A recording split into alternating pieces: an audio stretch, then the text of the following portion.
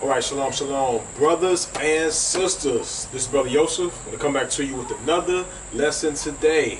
This time, encouraging you not to never trust your enemy. All right, never trust your enemy. All right, so before I get into the message, if you're new to the channel, go ahead and click that subscribe button, click the bell button for the notification so that you can be updated on these wisdom lessons.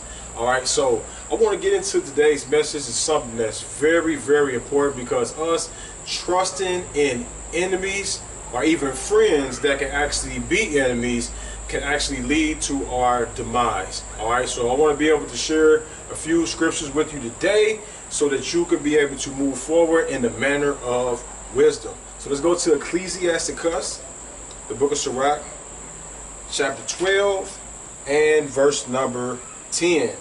It says, "Never trust your enemy, for like as iron rusteth, so is his wickedness." So the wisdom book is telling us right up front, never trust your enemy. Some of us have trusted our enemies. I've been guilty of it, trusting individuals, trusting friends who ended up being enemies. All right, sometimes the enemy doesn't come out and tell you that they're an enemy. Sometimes they do. You know, sometimes you can look at an individual and how they're mugging you. For those of you that don't know what mugging is, of course, street term for someone staring at you, you know, eyeballing you, looking at you when you're in public, you know, when you're just going out to take care of some business. Individuals looking at you, looking at you from your head to your toe. Some individuals might have jealousy, and some people might be jealous even of what they see about you on social media and different other things. You have enemies from afar. All right.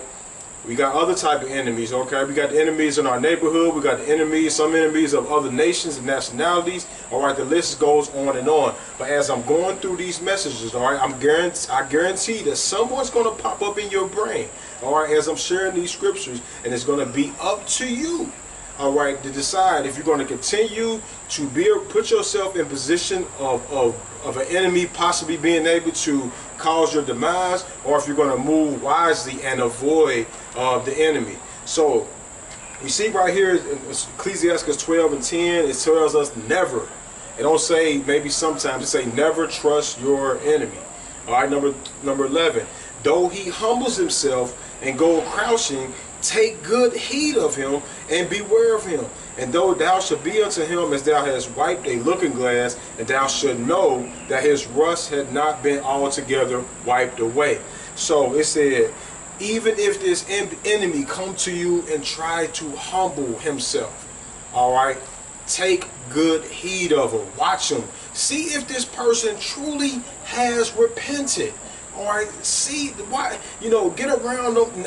I'm not. Well, I really don't want to encourage you to get around them. But if you are in a place where you all happen to bump and meet, you know, and you want to be discreet, and you just want to totally avoid a person, especially if you have other individuals around that you may both be connected to, you know, sit back and observe this person. See if they are truly repentant. All right, this is where we have to go to the discernment. This is where we go to Ecclesiasticus 4 and 22, when it says, accept no person against your soul, and let not the reverence of any man cause thee to fall. All right, so it's going to be up to you to see what your gut feeling is telling you about this person. Is your gut feeling telling you, or you get some weird, strange vibes when you're around this person? Do you feel a fiery feeling coming through your body? Do you feel anger and intense heat? I'm telling you, if you feel those emotions, it might be time for you to, you know, walk over to another side of the room. All right, put yourself in a place where you don't have to deal with that person. Let's continue though. It says, number 12, set him not by thee, lest when he hath overthrown thee, he stands up in your place. Neither let him sit at your right hand, lest he seek to take your seat, and thou at last remember my words and be pricked therewith. So it says, when you have this enemy, and this is personally someone that may even be a friend, he said, do not let this person sit next to you, lest he seeks to overtake you and get in your seat. How many of you and I have been able to witness this? We had two individuals working together, and in all actuality, we had this one person who was secretly trying to overthrow the person who may have been the leader, or a person that may have been in charge. All right, it happens every single day. All right, the scripture says, do not set them by you. If you have these feelings inside that this person is an enemy, do not set this person by you. All right. He said basically, if you do it, he said, you're going to remember my words. All right. These words will come back to you, and you will be able to say, man, I should have listened to wise counsel. I should have never accepted that person. I never should have put this person on my right side next to me. 13. Who will pity a charmer if that is bitten by a serpent, or any such as come near wild beasts? So who's going to feel sorry for that person that got bit by a snake? You knew he was a snake. All right. They may have masqueraded. They may have done some other things to try to prove otherwise. But all actuality, you knew the person was a snake. Who is going to pity you for getting bit by that person? Number 14. So one that goes to a sinner and is defiled with him in his sins, who will pity? 15. For a while he will abide with you. But if you begin to fall, he will not tarry. All right. He's going to be with you when things are going good. He or she, we don't want to limit it to just a he. They're going to be with you when things are going good. All right. They said, but when you begin to fall, they are not going to stay around. Number 16, an enemy speaketh sweetly with his lips, but in his heart he imagineth how to throw thee in a pit. This enemy knows the right words to say to you. They know how to tickle your feelings and say things that will make you even like them even more. Make you want to accept them back into your life. Even when your gut feeling is telling you leave that person alone, whatever y'all had in the past, let it stay in the past. It's time for you to move forward. That enemy will start speaking sweet things, you know, and trying to convince you that he didn't change or she didn't change. And you might start believing this person without, you know, going against that gut feeling. He said they were sweet words with his lips, but in his heart, they're imagining how to throw you inside of a pit. So let's say if you did let this person back into your life. Let's say if you did allow this person to come back to your home, or allow this person to come back to your congregation or to your workplace or wherever you may have invited this person back into. All right, into your car. Once you allow somebody to come into your car, they're in your world. They're in your personal space. So this person may be saying all the right words to you in your face, but inside they are waiting for an opportune time to overthrow you. That's why we have to be praying for discernment in these times that we're in right now. All right, because a lot of us are falling victim to enemies who are posing as friends. All right, let's continue. An enemy speaketh sweetly with his lips, but in his heart he imagines how to throw thee in a pit. He will weep with his eyes, but if he find opportunity, he will not be satisfied with blood. So the enemy is not even going to be satisfied even if you're bleeding. They ultimately want to see you dead. All right, number 17. If adversity come upon you, you shall find him there first. And though he pretend to help you, yet shall he undermine thee. You have to watch out for people who's pretending to help you out.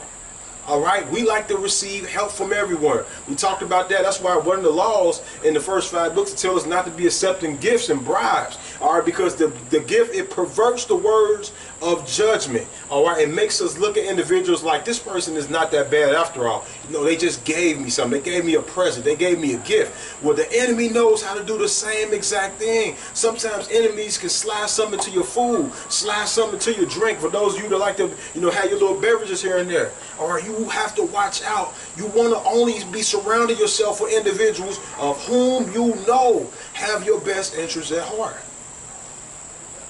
Number 18. He will shake his head and clap his hands and whisper much and change his countenance. I'm going to read 17 and 18 again.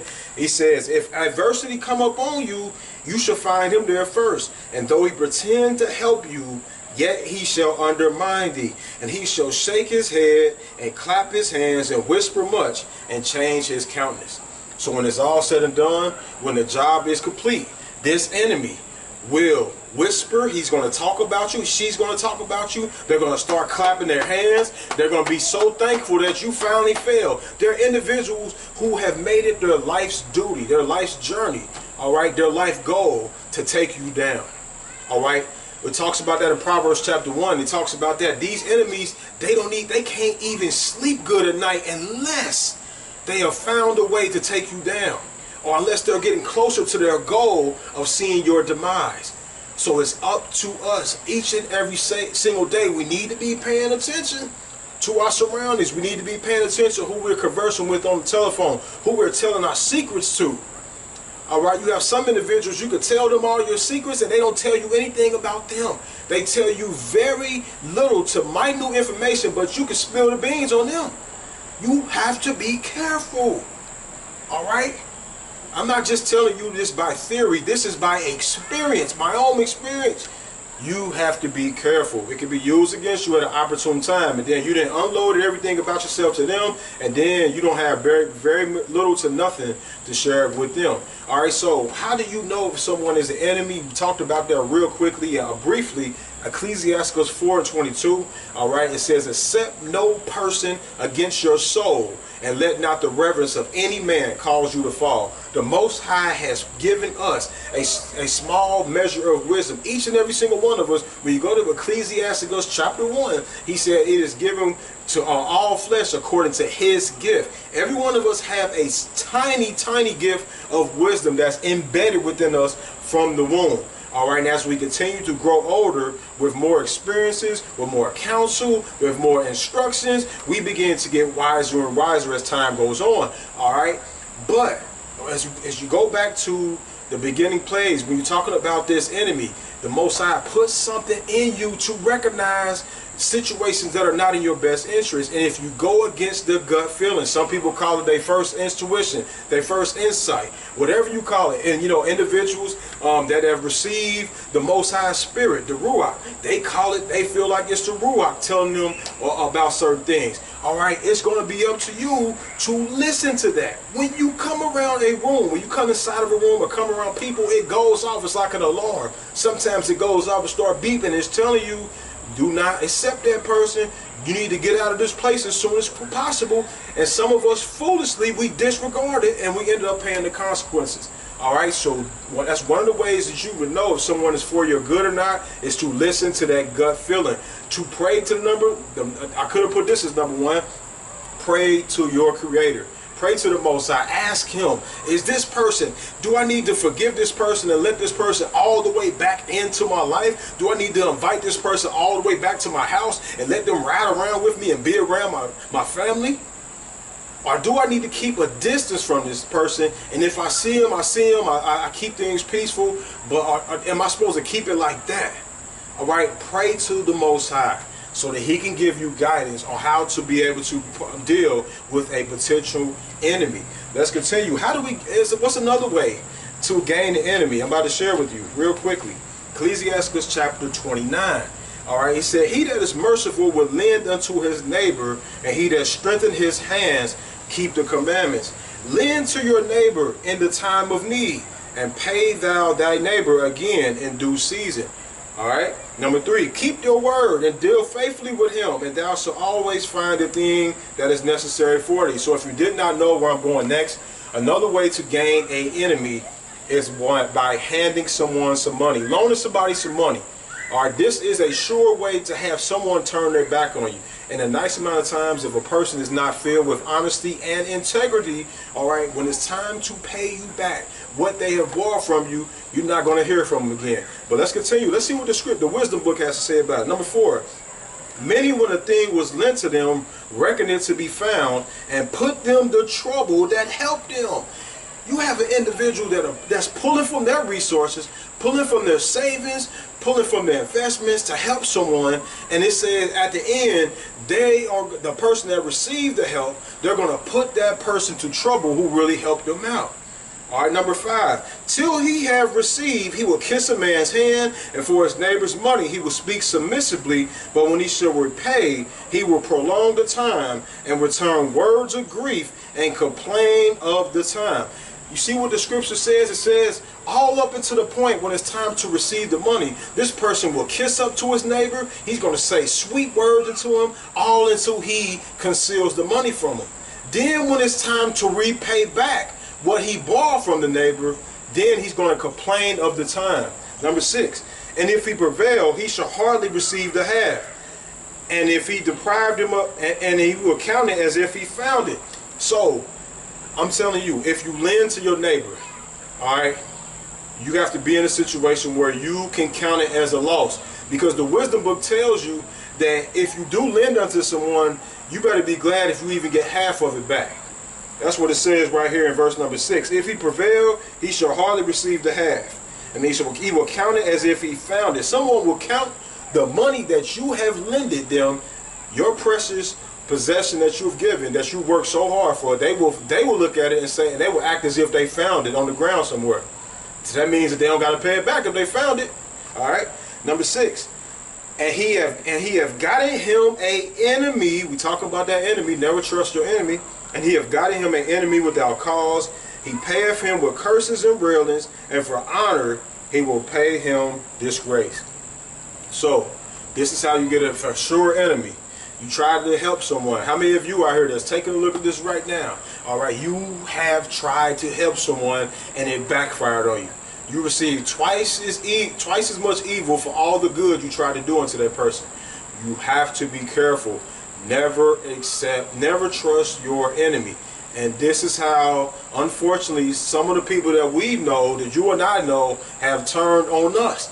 We tried to help them out, but it ended up backfiring, and now they hate us for us helping them out, for us wanting our money back, for us wanting our resources back. Some individuals that come into your house, they have stolen things from you. Yeah, I had a person that came into our house. I had a congregation in my house at one time, and next thing you know, I had a chain like this. You know, I had, you know, the Creator's name on it, all right, and some Hebrew words, Hebrew letters, and next thing you know, it come up missing. All right, enemies, individuals, they sit back and they hate you, and all they're plotting, all they're thinking in their heart is, if I could just get close enough to steal something from that person, if I could get close enough to damage that person's marriage, if I could get close enough, I'm going to make that person fall. You got to have those spiritual binoculars on. You got to be making sure that you got 20/20 vision in the spirit so that you can see this person from a mile away. All right? So, I'm going to go ahead and go to Ecclesiasticus chapter 6. We're going to close it out. Ecclesiasticus chapter 6 and verse number 13. Separate yourself from your enemies and take heed of thy friends. All right? Separate yourself from your enemies and take heed of your friends. Those individuals that you know that are your enemies, you know that they can't stand you, it's time for you to get some separation. Put some distance between you and them. It might be the difference between life and death for you or that person, because y'all might see each other in person. You know this person is your enemy. You know this person can't stand you, and you trying to keep things peaceful. But this person want to escalate, and you could be in an unfavorable situation. All right? It could cause you. You could mess around and have a weapon on you. That person could have a weapon on them, and somebody can open fire and start shooting. You know the person is your enemy, just stay away from them. It's the wisest thing, one of the wisest things you can do for yourself is to separate yourself from your enemies. But also the second part of that last scripture is take heed of your friends. Take heed of your friends. Individuals whom you call your friends, everyone is not a friend. Some of these individuals, a nice portion of them, are associates. Now that word, the Hebrew word is re'ah. They are associates unto you. All right, a friend, a true friend is like a brother, which they call ak. This person will stand between you and the enemy. This person you talking about will give you the clothes off their back. This person will stand up and fight with you, all right, if some individuals try to come down on you. All right, this person knows your character. They know what you are about. They don't have to second guess you. This is the true friend. What the scripture says, a friend loveth at all times. There is a brother, there's a friend that's sticking closer than a brother, all right?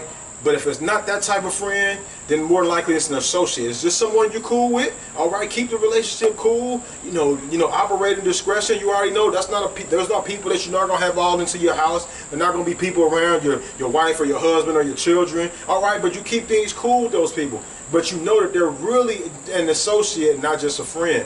So I'm praying that those of you that take a look at this video, all right, you separate the associates from the friends and the friends from the enemies, and that you do not trust an enemy. All right, and also too, you got to be careful even about trusting friends too much, because the scripture it talks about curses the man that make flesh of his arm. All right, so you can see good attributes, you can see good qualities. All right, but do not be trusting this person as if they are the Most High, or because if you do, all right, that person will let you down. All right, and you will highly regret putting that much stock into that one person.